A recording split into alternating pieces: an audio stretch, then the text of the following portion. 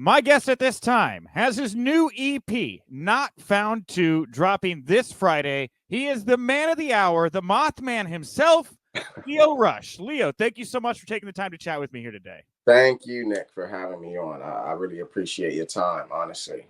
Yeah, dude, no problem, man. It's always exciting when you drop new music into the world. Obviously, people love you in the ring, but they also really enjoy watching your music career come to fruition. What can fans expect from Not Found 2? What's going to be different this time around, Leo?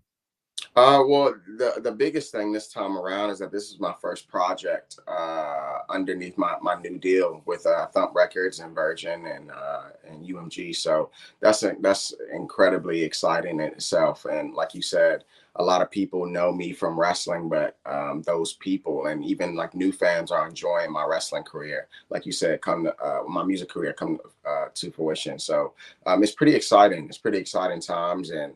I think Not Found 2 is going to show you a little bit more of me, a little bit more, vulnerability than the first project, Not Found 1, that came out last year. And yeah, that's the biggest thing for me because I want to take my fans on this journey. So that's the biggest thing that you're going to see is more of me as Lio Rush, the artist. How does it feel to have this team behind you? You talk about Thump and Virgin. I mean, you got a real, crew behind you now. What's it like working with this many people on that kind of level? It's really cool. It's I don't know.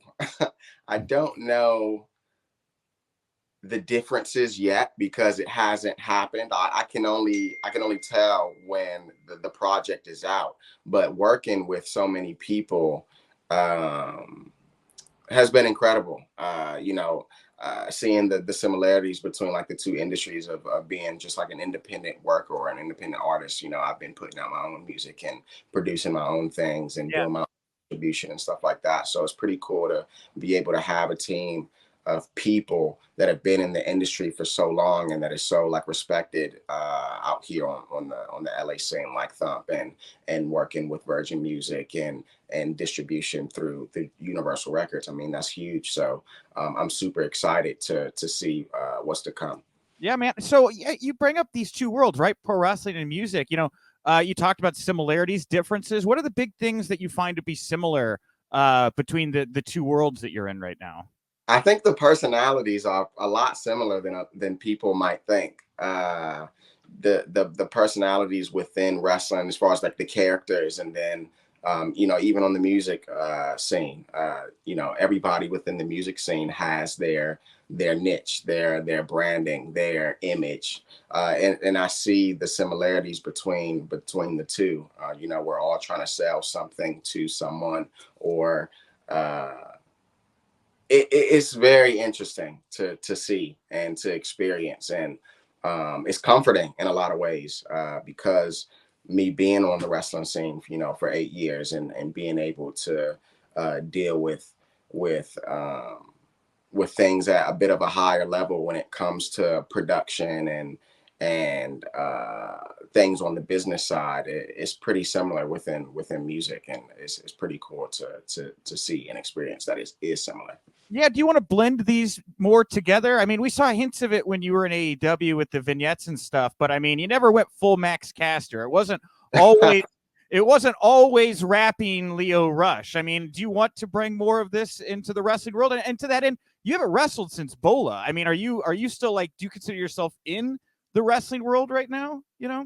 um I think I am. I think I'll forever be a part of the wrestling world in some aspect. I mean, my even though I'm not as present, I do think when it comes to certain topics or situations within the wrestling world, I see my name come up a lot. So Yeah.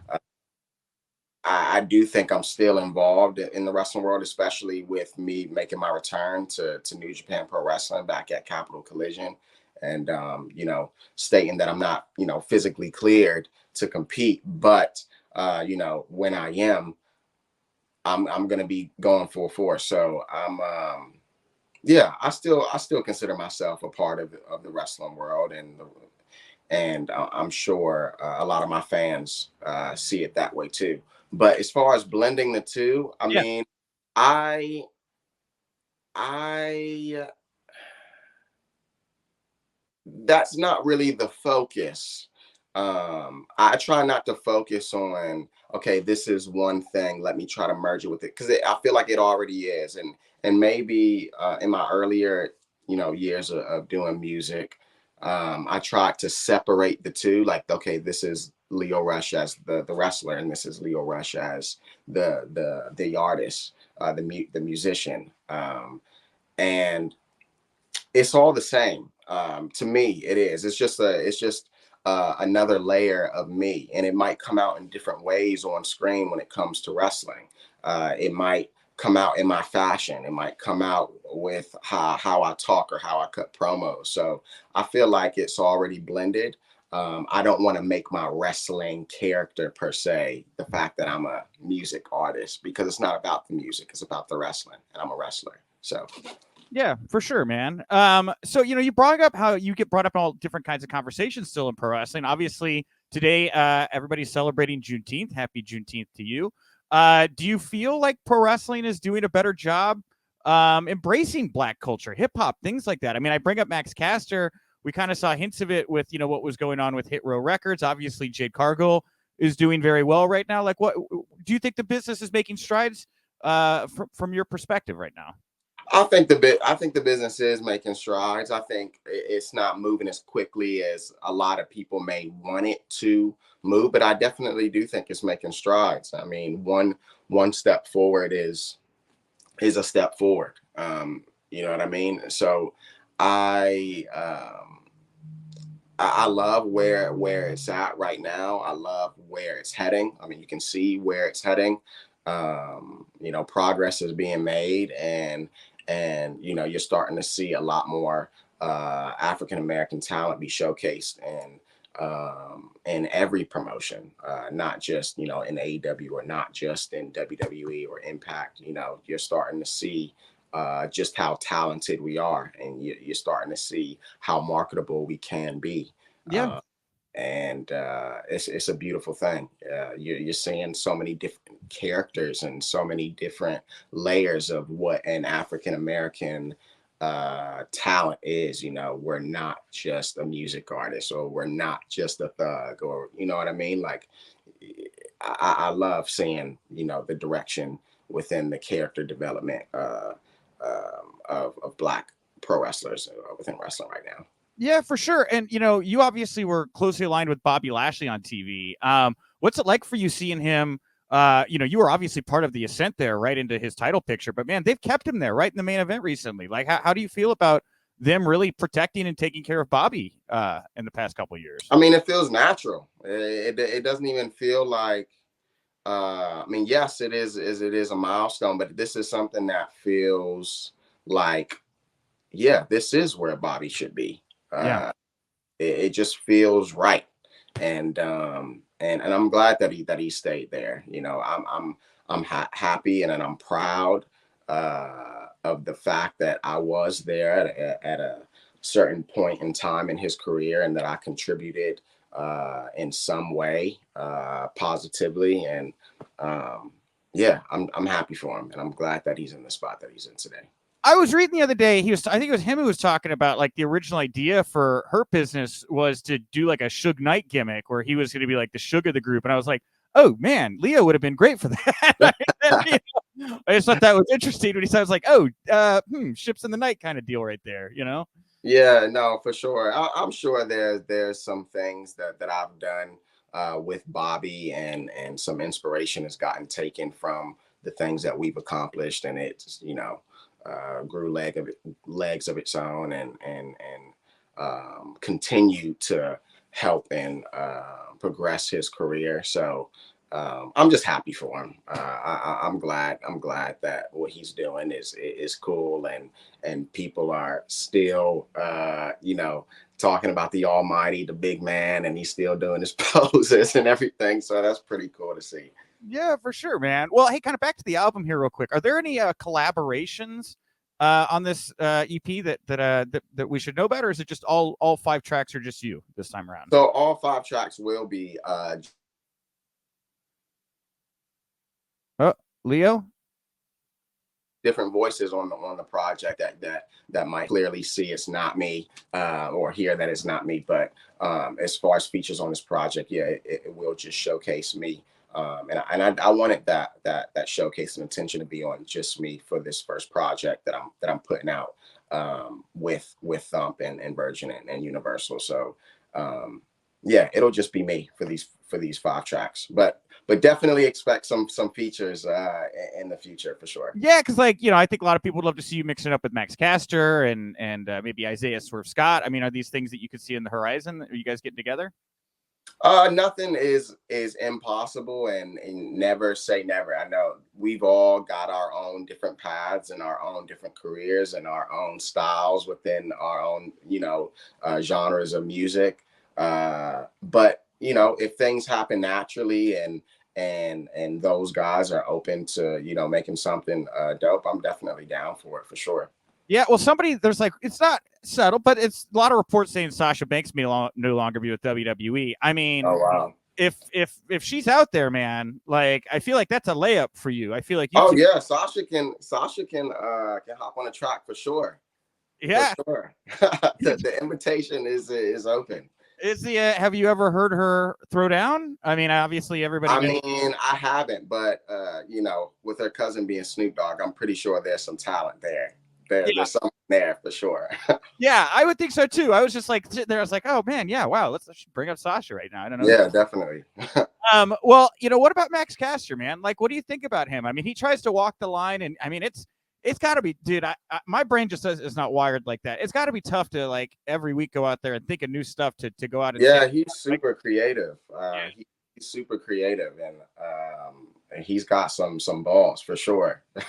Yes. Yeah, it takes some balls to do what he does every single week, and sometimes more than once a week to come up with something kind of on the spot like that. Show by show. So props to him. Yeah, he's super creative. I enjoy listening to whenever he's on the mic. I agree. Same. And this past Friday on Rampage, he dropped a line about the WWE investigation into Vince McMahon. You say he likes to stir the pot. What? You worked there, Lio. When you see a blockbuster report come out like this with all these crazy allegations and everything, like what goes through your head? What do you think about what's coming to surface right now? Stay out of it. Don't get involved. That's what you're saying. Yeah. Nobody knows what's going on. So why say or mention anything about it? That's how I look at it, at least. We don't know. Yeah. So, yeah, I got my own things to worry about, so I can't comment on that. That's fine. Yeah. I mean, when you were there, did you ever get the vibe there was like anything weird, or was it just kind of a business as usual kind of day-to-day office type place for you at WWE? That was my first experience with being signed. So everything, that I've experienced, I thought it was normal. I thought it was just hectic all the time. I thought I was gonna be stressed out from the schedule all the time. I thought these things were normal. So yeah, my experience was my experience. You know what I mean? And I'm grateful for my experience there. I don't have the same path or the same lane or direction within the company as someone else. So and it's hard to even focus on that when you have a schedule as busy as WWE. You don't even notice it. You're so focused on yourself and what you have going on. It's live TV in front of millions of people. So you can only, especially with me, talking all the time, I was focused on my promos. So yeah. Yeah. Would you ever consider a return to WWE down the road, or do you feel like that chapter's closed for you?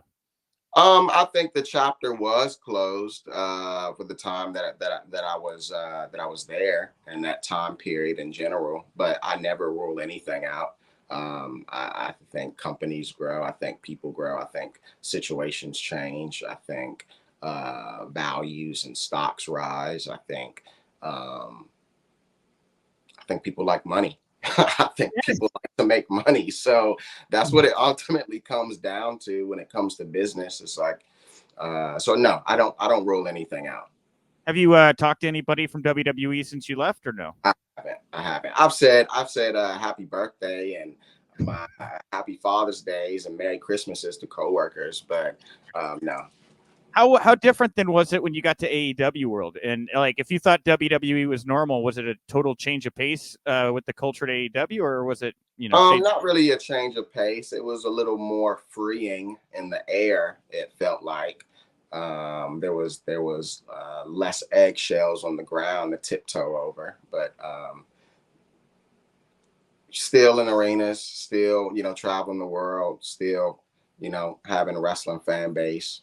Um, it all starts to look the same after a while. So Yeah. uh, yeah, nothing too major other than that kind of like freeness in the air that was very palpable, and you can feel the difference in the air for sure. So when are you hoping to get back in the ring, Lio? What's the return timeline look like for you? Hopefully, as soon as I'm healed, as soon as I'm recovered, that's when I can be in the ring. I can't put a timeline. I hope, I wish that I wasn't hurt. I wish that I didn't have to go through back to back injuries, but these things happen, and you got to tackle them head on, and at a at the right pace. I miss being in the ring. I miss wrestling in general. This was my first dream, as a child. So of course I miss being in the ring, but I can't let my eagerness to get back in the ring distract me, from my rehab and doing things the right way, and at a timely, pace. So hopefully sooner than later. Because like I said, I miss being in the ring, but I can only get there when I'm there, Yeah. and when I am there, I'm definitely taking advantage. Anybody you want to particularly hook up with in the ring when you get back to action? Man, it's too many. It's too many people. There's too many people, Okay. and even some of the people that I've wrestled before, like in the past, you can see how people are progressing in their own right. So there's people that I'd want to wrestle again. There's people that I've never wrestled before, and of course you have those people that a lot of people might think are impossible matchups, like those dream matchups that I'm really looking forward to. One day I will wrestle Okada, and I promise you, it'll be a good match. That's a Yeah, fiery one. I like that you threw Okada out there. That's a yeah, good one. Yeah. Yeah, for sure. All right. Well, hey, Lio, I want to thank you for taking the time here to chat with me today. Again, the new EP, Not Found 2, it drops this Friday. Take us home, Lio. What do you want everybody to know about this? Where can they get it? What other information you would throw out there about it? yeah. This project means so much to me. Like I said, this is my first project with my deal with Thump and Virgin and Universal, and I'm super excited for the fans to just hear this project and to hear how much I've grown as an artist and as a human being, and just see my career flourish the way that it is. And I want everybody to know that it's because of them. If music is not heard without the ears and people talking about it. So yeah, Not Found 2 drops June 24th. Make sure you download it and stream on all streaming platforms.